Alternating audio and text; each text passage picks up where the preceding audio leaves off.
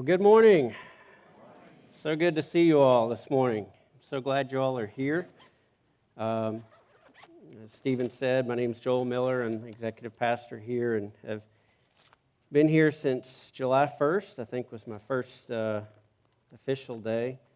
And it has flown by. I'll tell you what, it has gone so fast. But I absolutely enjoy every day, because every day is different, and I'm just so thankful to be here, and I'm excited to see what God is going to do at Living Waters in 2025, what He's going to do today, things that He's going to spark today, and how He's going to continue to move over the next year. And I've been excited about this message, and we are going to be talking about the Magi, and it's interesting that Elsie Preston read about the Magi this morning because it really does tie in with the message this morning. And I promise you'll be out by at least 3 o'clock.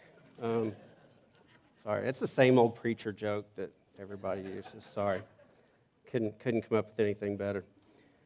All right, well, we are going to dive into Matthew chapter 2 here in a moment, but before we do, we're going to show a video that Philip had sent to me and Stephen and Fred, and this is apparently what retired guys do. They just stay home and watch all these funny videos, so just kidding. So this is the story of Christmas according to kids, so take a look.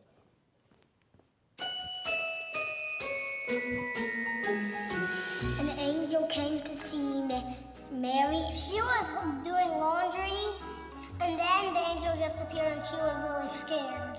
So Gabriel was like, Mary, you're gonna have, I can't say it good. Mary, you're gonna have a baby.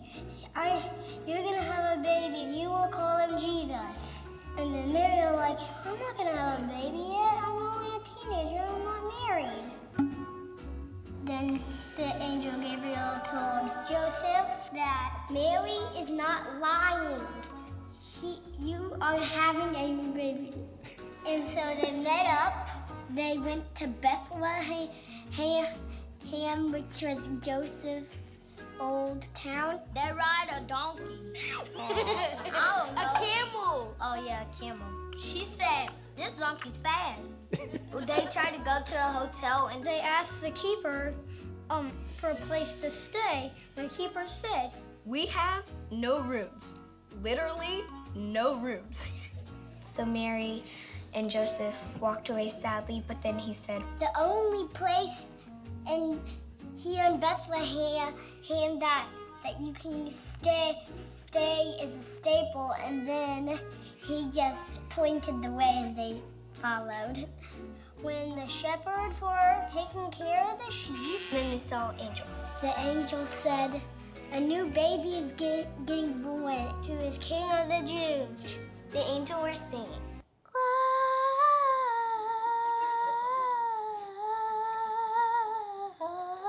Glorious.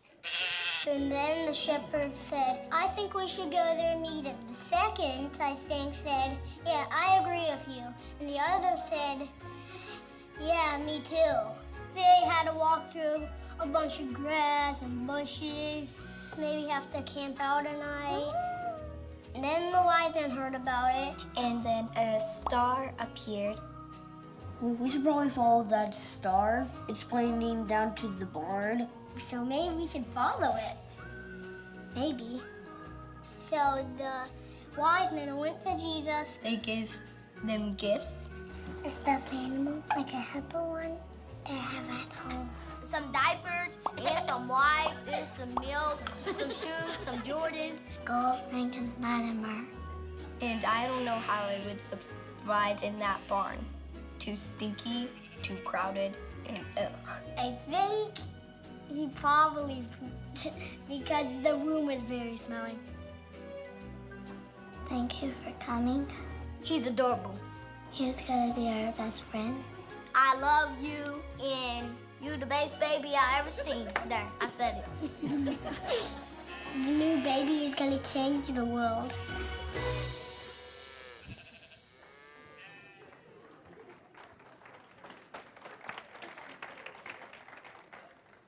That video never gets old.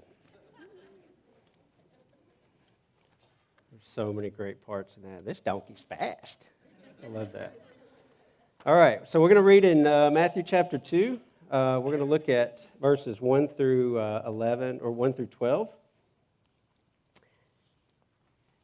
And it says, "Now after Jesus was born in Bethlehem of Judea, in the days of Herod the king, behold, wise men from the east came to Jerusalem, saying, 'Where is he who is born King of the Jews? For we have seen his star in the east and have come to worship him.'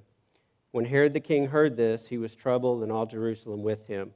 When he had gathered all the chief priests and scribes of the people together, he inquired of them where the Christ was to be born. So they said to him, 'In Bethlehem of Judea, for thus it is written by the prophet, But you, Bethlehem, in the land of Judah, are not the least among the rulers of Judah, for out of you shall come a ruler who will shepherd my people Israel.'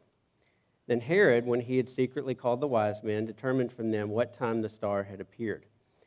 And he sent them to Bethlehem and said, 'Go and search carefully for the young child, and when you have found him, bring back word to me, that I may come and worship him also.'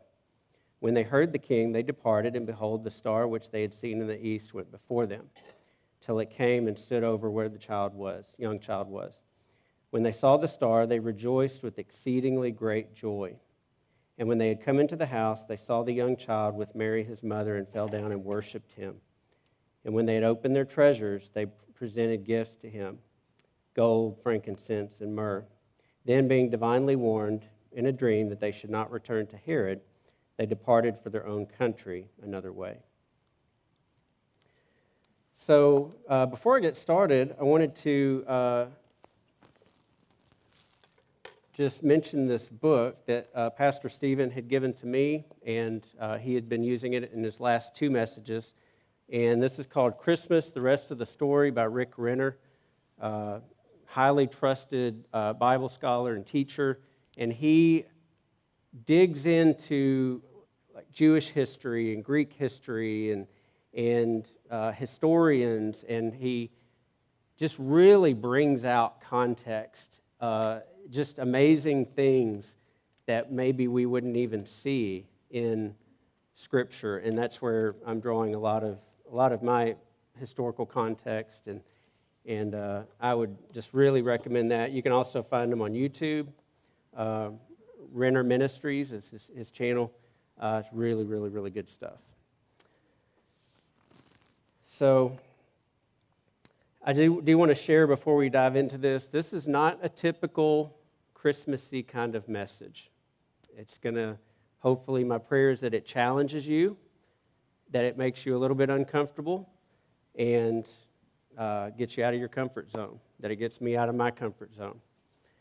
So let's answer a few questions and look here as far as questions you may have. Where were the Magi from? So many scholars believe that the Magi were either from Persia, Assyria, Babylon, or from the people of the Media. And one thing that may also come to mind is, like, how did they know that there was going to be this great world leader? How did they know, like, okay, we're looking for this person. Oh, we've seen the star. We're going to go find him. Like, how did they know what they were looking for or who they were looking for? So Daniel, when the children of Israel went into captivity in Babylon, Daniel was, God had gifted him in interpreting dreams, gave him all kinds of wisdom, and so he was promoted to a high place in Babylon. And we're going to read a passage here, not a passage, but a section of the book, because the book just explains it so much better than I ever could. And so we're going to look at this section in this book. It says, the biblical connection with Magi actually begins with the story of Daniel. Daniel's story in Babylon shows us how a godly man can be used by God even in an ungodly system. God promoted Daniel to lofty positions, and against all odds, over a long span of time, he served as a high-ranking official to the Babylonian, Mede, and Persian kings, Nebuchadnezzar, Belshazzar, Darius, and Cyrus the Great. Daniel 2:48 tells us, "Then the king Nebuchadnezzar made Daniel a great man and gave him many great gifts, and made him ruler over the whole province of Babylon and chief of the governors over all the wise men of Babylon." So Daniel had prophesied about this coming world leader, this Messiah that was going to be born. And so he ends up becoming a high-ranking official in Babylon. He makes all these prophecies about Christ. And so as he was the head of the Magi at that time, the Magi and the wise men, the astrologers, the scientists, they're all anticipating this great world leader because of the prophecies that Daniel had spoken of. So for centuries, they were looking for this new world leader because of the prophecies that Daniel had prophesied. So this is why they came, and they were looking for this new leader. Who were the Magi? The Magi were elite, powerful men, politically influential. They were super wealthy, had more wealth than they knew what to do with, and they were even referred to by some as kingmakers. Like, they were so influential that kings would get nervous whenever the Magi came into town, because at one word, those Magi could take down a king, and with one word, they could bring in a new king. They were so politically influential, and that's something for us to think about. How influential are we? And that's what we're going to get to more here in a little bit. So King Herod started to get a little bit worried, and if you remember that verse, I'm going to read this again. It says, "When Herod the king heard this," and this, let me back up a little bit. The Magi, there were not just three of them. How many of you have heard the song "We Three Kings"? Okay. The first line of that song has three major problems, okay? Number one, there weren't necessarily three of them. The Bible doesn't say there were three of them. Number two, it doesn't say they were kings. Number three, it doesn't say they were from the Orient. We three kings from Orient, or they were either from Assyria, Persia, Babylon, or Media, okay? So Herod, they come in with this huge caravan, and these gifts were so extravagant, and we'll get to that in a minute. These gifts were so extravagant that it took camels and camels and camels and carts to bring it all in to Jesus and to Mary and Joseph. And as they came in to town, into Jerusalem, they kept asking people, "Where is he who was born King of the Jews?" This wasn't just them coming to Herod and asking one time, "Where is he who was born King of the Jews?" This was asking many people in their travels, "Where is he who was born King of the Jews? Where is he who was born King of the Jews? Hey, we're looking for the King of the Jews. Where is he? Do you know?" And it was just constant asking, where is he in Shelbyville and where he is working in our church? Are you asking the question, where is he? So that I can jump in and dive in with God and what he is doing.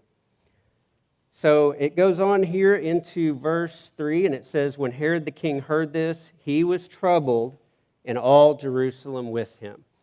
So Herod was troubled because here there's this talk of this new king of the Jews. Herod's concerned about his position. He was so suspicious that he even had his own two sons murdered because of suspicions of them taking over his throne. That's how much he freaked out over, wanting to keep his throne. So as you can imagine, he hears all the talk of the town with these Magi coming in. Where is he who is born King of the Jews? So he's starting to freak out. And it says all Jerusalem was starting to be troubled as well because they knew what type of king they had. they started to freak out too, because they're thinking, oh my gosh, Herod, he's very unstable. He hears about this new king of the Jews. Who knows what's going to happen? And sure enough, their suspicions, their concerns about Herod were justifiable, because Herod ended up freaking out, and he killed all the newborn babies from 2 and under. That's why the people were very troubled, because they knew that Herod was very unstable. So Herod was nervous, and this was just the thing. Whenever the Magi came into town, kings got nervous, because these were so powerful. These men were so powerful and so politically influential. It's very interesting the way people reacted when they came. So what type of gifts did the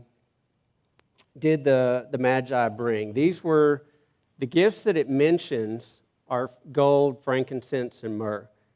But Rick Renner talks about how there were many, many, many more gifts, and I actually had these on my phone, which Philip has, because we're going to play a song in a little bit.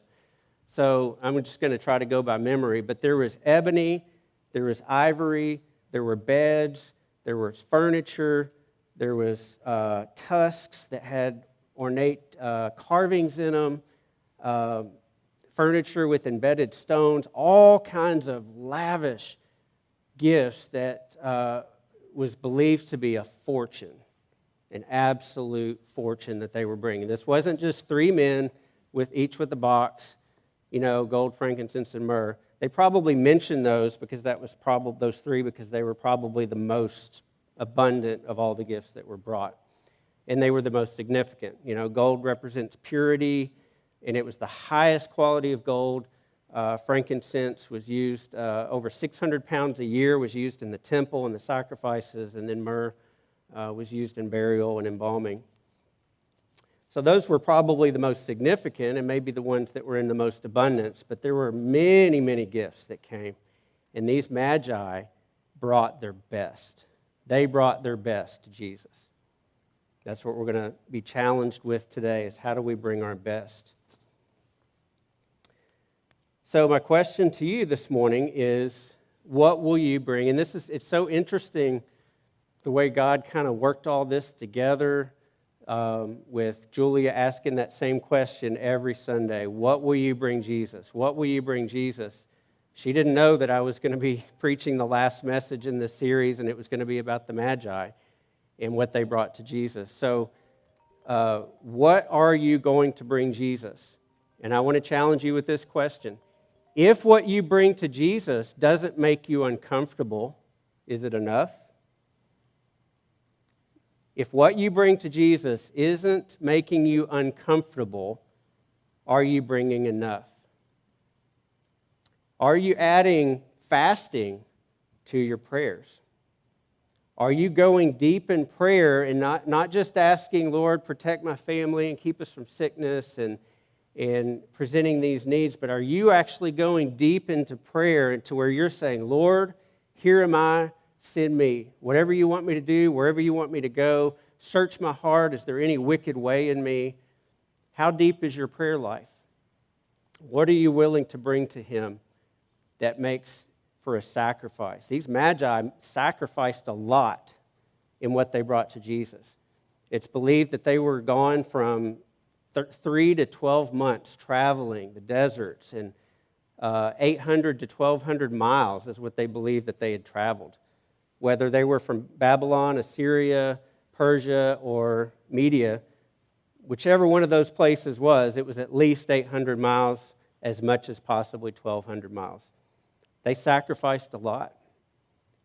Are we willing to sacrifice and be uncomfortable, be inconvenienced by this great King that we worship? They put aside their agendas to search for Jesus. They brought immense amounts of wealth to Jesus. And one interesting thing here to note, this was a fortune that they brought. And what happened right after the Magi left? Jesus and Joseph and Mary, they all had to flee to Egypt, and that was for probably a 3-year period. And so these gifts that the Magi brought to Jesus, Mary, and Joseph financed that flight to Egypt. Isn't that amazing?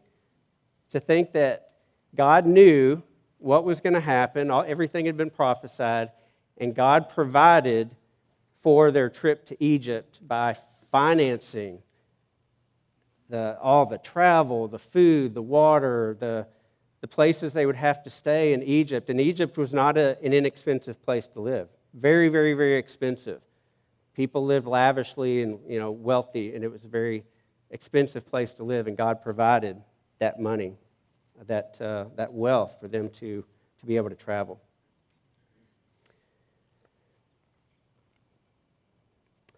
So, what do you have to bring to Jesus? I'm not just bringing him a surge protector. It's not the right idea. What do you have to bring to Jesus? Okay? You may think, well, I don't really have much to bring to Jesus. I don't have a lot to bring to him. I don't feel like I'm very gifted. I don't feel like I have a lot of talent, or I don't feel like I have a lot of wisdom. I haven't read the Bible a whole lot, or whatever, or I'm just tired. I'm exhausted. I'm dealing with some things at home. Whatever. I don't think I have a whole lot to offer. I want to give you an illustration here. So, this surge protector is like your life. Okay? This represents your life. How many of you have heard the phrase, I got this, or you got this? How many of you have heard that before? I'm going to be honest, I hate that phrase. I hate that phrase, you got this, because it makes it sound like, in our own strength and our own wisdom, we can do it. We just pull ourselves up by our bootstraps and we move on. But that's kind of like plugging this thing into itself and expecting power. If we're plugging this thing into itself, like digging deep into ourselves, trying to figure things out, do things in our own strength, we're going to be disappointed. There's no power, right? But if we're plugged into him, if we're plugged into his Spirit, if we're plugged into his Word, if we're plugged into a group of people that love us and surround us and pour into us and challenge us, and we're plugged into him, then there's power that flows from him into us, and then that enables us to pour into others. So people can then plug into us, and we have something to give them. Folks, you can't give what you don't have. So plug into him and seek him. If you don't feel like you have anything to offer, get on your knees, start fasting and praying and seeking the Lord, and get plugged into him and let his wisdom, his strength, his power, everything that he has for you to flow through you. And then others are going to notice that, and they're going to come and they're going to plug in. And they're going to want to draw from what you have. You're going to be able to actually have something to offer somebody else. So we don't want to try to figure things out on our own and then expect something to happen. We don't want to rely on our own strength. Proverbs says, lean not on your own understanding, but in all your ways acknowledge him, and he will direct your paths.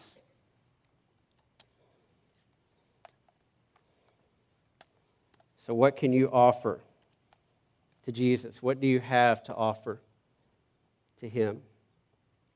God has had me on this personal journey of fasting every Wednesday and just praying and seeking the Lord every Wednesday. And I break my fast around 5 o'clock, but sometimes 3 or 5, somewhere in there.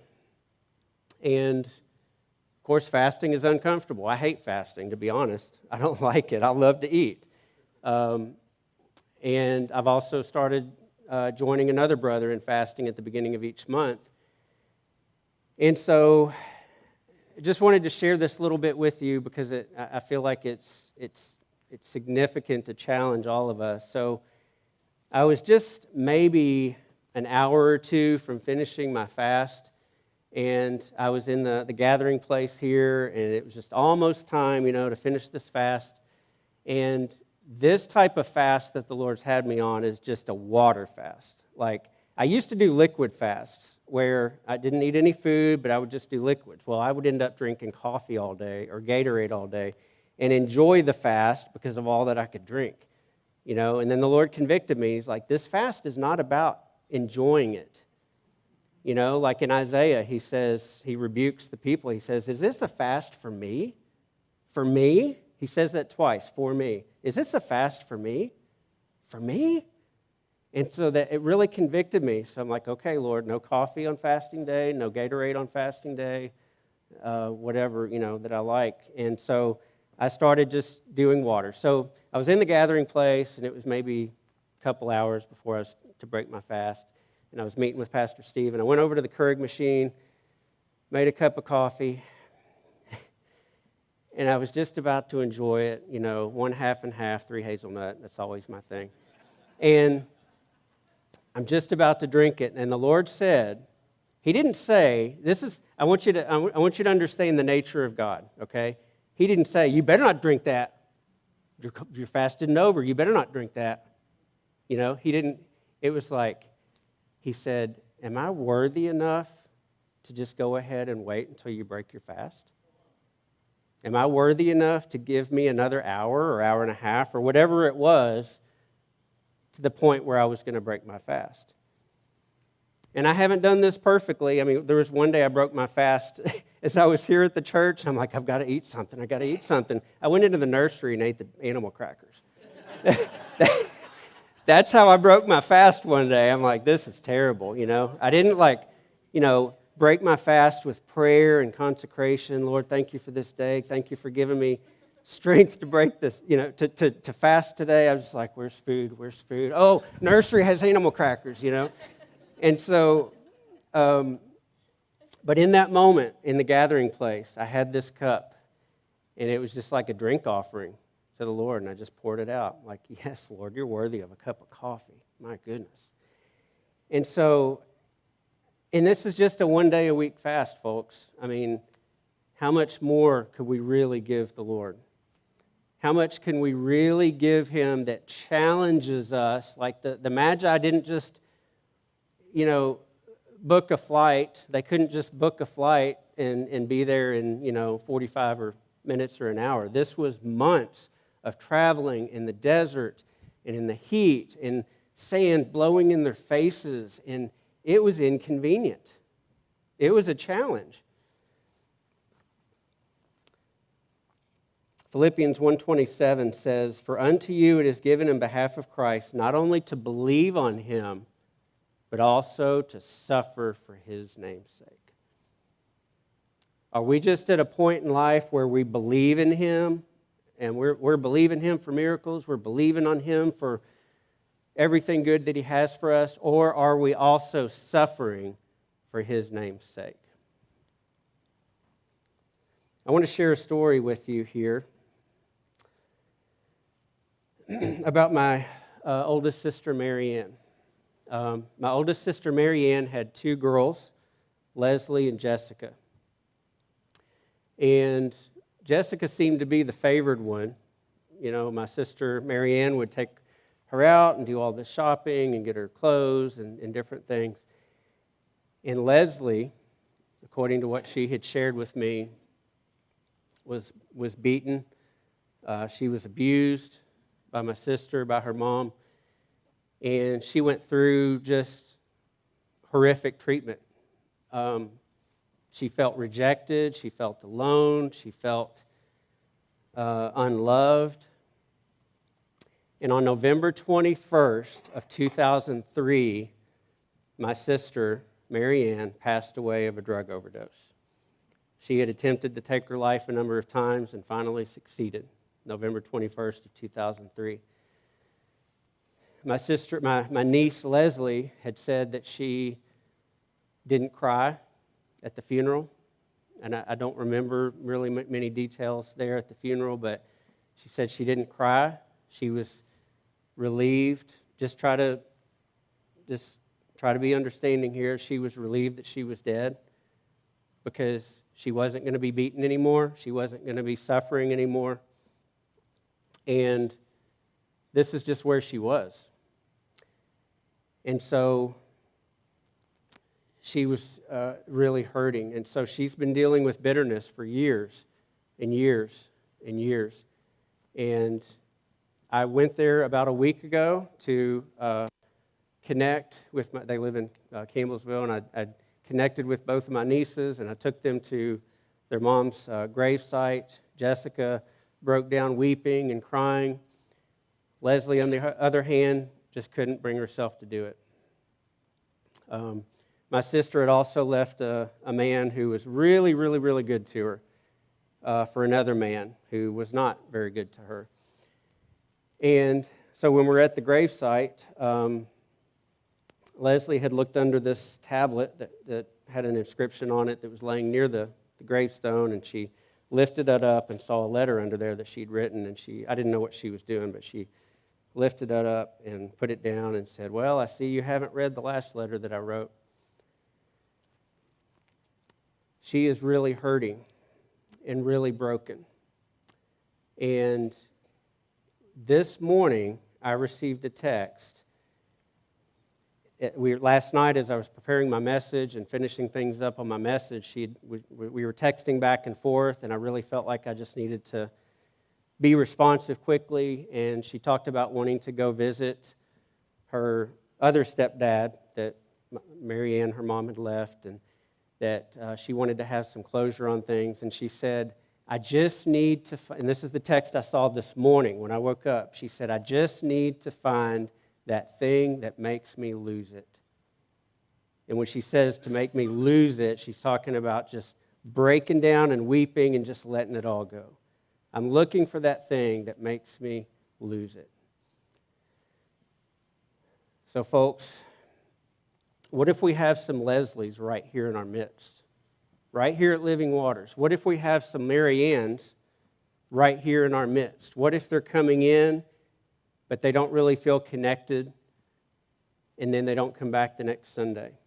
What if we have some Leslies and Mary Anns that are just hurting, they're broken, they're wanting to take their own life, and all we're doing is going up to them and shaking their hand and saying, "It's so good to see you here. Welcome to Living Waters," and that's it.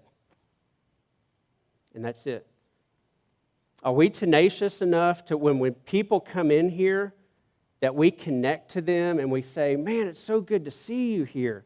Thank you for being here at Living Waters. What are you doing for lunch? Can I take you out to lunch? I would love to get to know you and your family and really connect with you." And the reason that's on my heart, one of the reasons that's on my heart, is because that's the way the Contis were to us. We came here in 1997, and they were like vice grips on us. I mean, they wouldn't let us go. They loved us so well. They took us out to Hometown Pizza, and we ate pizza, and they would bring us over to their house, and we'd eat dinner, and we just had such great times, but they loved us well. They connected so intentionally with us. I mean, you think about that phrase, we're authentic in worship and intentional in love. The Contis were and still are intentional in love. And I was just thinking, like, how could we leave a church, that when we're